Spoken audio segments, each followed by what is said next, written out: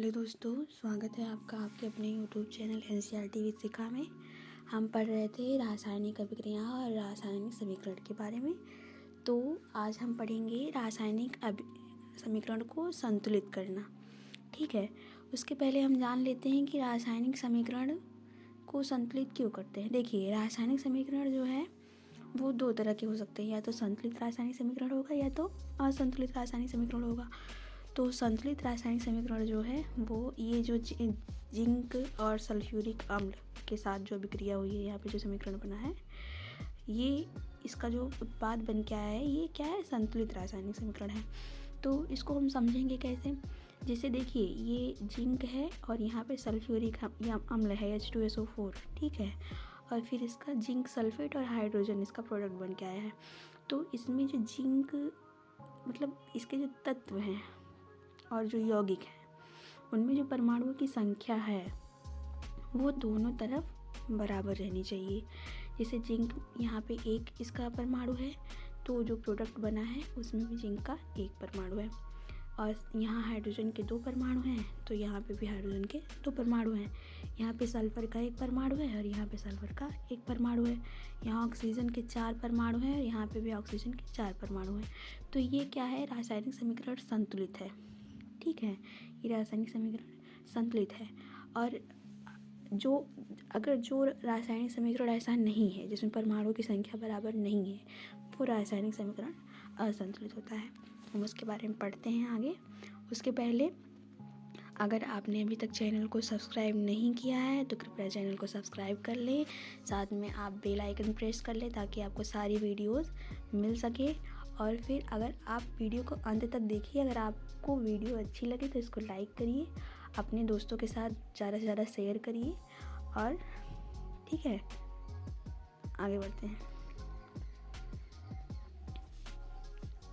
देखिए, संतुलित रासायनिक समीकरण का महत्व। पहले भी तो कुछ भी चीज़ करने से पहले हम उसके महत्व के बारे में समझ लेते हैं। तो संतुलित रासायनिक समीकरण का महत्व क्या होता है कि जो हमने पढ़ा है इससे पहले कक्षा 9 में, द्रव्यमान संरक्षण का नियम। द्रव्यमान संरक्षण का नियम यह कहता है कि किसी भी रासायनिक अभिक्रिया के उत्पाद तत्वों का कुल द्रव्यमान अभिकारक तत्वों के कुल द्रव्यमान के बराबर होता है। ठीक है, तो अगर रासायनिक अभिक्रिया में उत्पाद तत्व जो होते हैं, जो प्रोडक्ट बन के आता है, ठीक है, जो ये देखिए हमने संतुलित रासायनिक समीकरण पढ़ा ना, जो ये अभिकारक तत्व हैं, ये अभिकारक तत्व हैं और ये उत्पाद तत्व हैं, इनके द्रव्यमान बराबर होने चाहिए। ये द्रव्यमान संरक्षण का नियम कहता है। अगर ऐसा नहीं है तो क्या होगा, द्रव्यमान संरक्षण के नियम का पालन नहीं होगा। ठीक है, और अगर इसको हम रासायनिक समीकरण के रूप में लें तो रासायनिक अभिक्रिया के पहले एवं उसके पश्चात प्रत्येक तत्व के परमाणु की संख्या समान रहती है। ठीक है, रासायनिक अभिक्रिया जब हुई है उसके पहले और जब उसका प्रोडक्ट बन के आया है, तब जो उसमें तत्व हैं, जो तत्व उसमें शामिल हैं, उनमें जो परमाणु है उनकी संख्या क्या होती है, समान रहती है। ये द्रव्यमान संरक्षण का नियम कहता है। ठीक है, अगर ऐसा नहीं है तो समीकरण असंतुलित है, तो उसको हमें संतुलित करना पड़ेगा। और अगर ऐसा है तो समीकरण संतुलित है।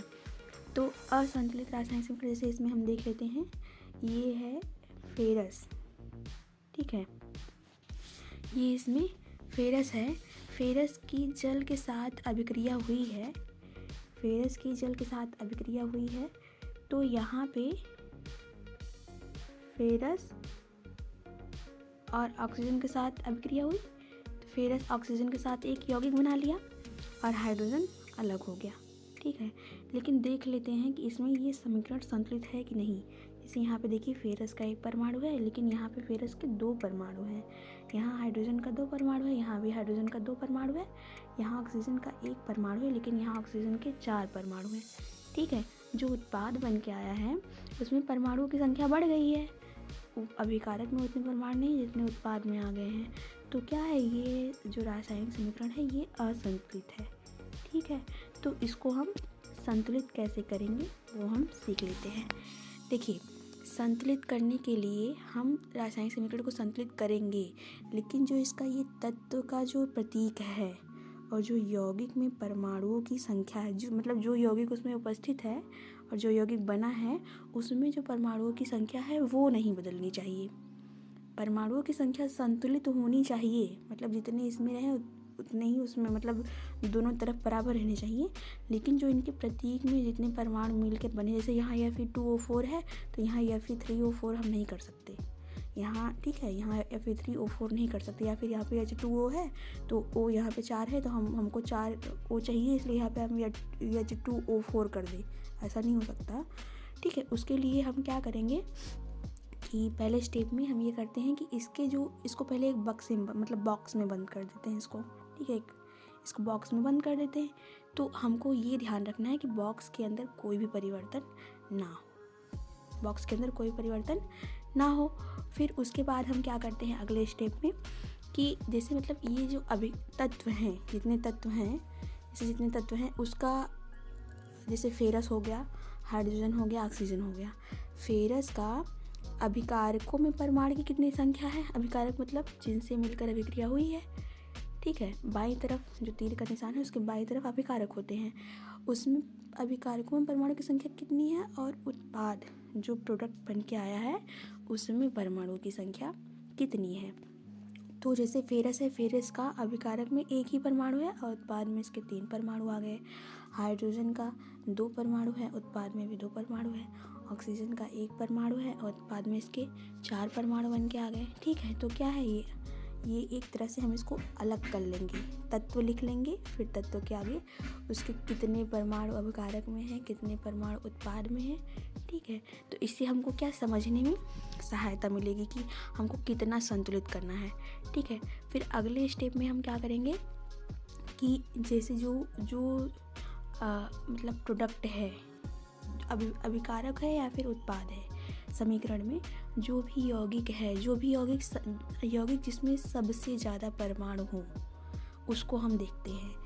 तो जैसे इसमें Fe3O4 है, ठीक है, इसमें परमाणु भी 2 है, फेरस है और ऑक्सीजन है, और परमाणुओं की संख्या भी ज़्यादा है, जैसे 3 फेरस की है और ऑक्सीजन की 4 है। तो पहले हम उसको देखते हैं, उसके अनुसार फिर उसमें जो परमाणु है जिसकी संख्या सबसे ज़्यादा है, जैसे यहाँ पे Fe3O4 में ऑक्सीजन की संख्या ज़्यादा है, तो पहले हम ऑक्सीजन को संतुलित कर लेते हैं। इसमें ऑक्सीजन के 4 हैं और यहाँ पे ऑक्सीजन का अभिकारक में 1 ही था, बॉक्स के अंदर 1 ही है ऑक्सीजन ना, तो ऑक्सीजन 1 ही था, तो इसका हम 4 का बाहर गुणा कर लेंगे, बाहर गुणा करेंगे, अंदर नहीं। ठीक है, मतलब कि 4 का हम गुणा बाहर करने का मतलब ये कि 4 का गुणा करेंगे तो केवल ऑक्सीजन में नहीं, उसके साथ साथ हाइड्रोजन में भी गुणा हो रहा है। ठीक है, तो यहाँ पे 4 ऑक्सीजन हो गया और यहाँ पे हाइड्रोजन कितना हो गया, 8 हाइड्रोजन हो गया। तो यहाँ पे हाइड्रोजन कितना है, 2 ही है, प्रोडक्ट में जो उत्पाद है उसमें 2 ही ऑक्सीजन है ना यहाँ पे, और यहाँ पे 8 ऑक्सीजन हो गया, हाइड्रोजन हो गया, ऑक्सीजन तो 4 संतुलित हो गया, लेकिन अब यहाँ पे हाइड्रोजन 8 होने की वजह से इसकी जो संख्या है वो फिर से असंतुलित हो गई। ठीक है, तो अगले स्टेप में हम क्या करेंगे कि हाइड्रोजन को संतुलित कर लेंगे। ठीक है, हाइड्रोजन को संतुलित कर लेंगे। उसके लिए हम क्या करेंगे कि हाइड्रोजन को संतुलित करने के लिए हम यहाँ पे जो हाइड्रोजन है इसमें 4 का गुणा कर लेंगे।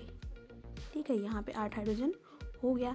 फिर देखिए हाइड्रोजन भी संतुलित हो गया, ऑक्सीजन भी संतुलित हो गया, अब बचा फेरस। ठीक है, फेरस बचा है ना, यहाँ पे फेरस, यहाँ 1 ही है, यहाँ पे इसके 3 परमाणु हैं। तो इसको हम अगले स्टेप में, स्टेप नंबर 5 में हम इसको देखते हैं। तो यहाँ पे हम ये जो फेरस है इसमें हम 3 का गुणा कर लेंगे। ठीक है, यहाँ पे 3 फेरस हो गया। अब देखिए 3 फेरस हो गया, 8 हाइड्रोजन, 4 ऑक्सीजन, किसमें, अभिकारक में। यहाँ पे 3 फेरस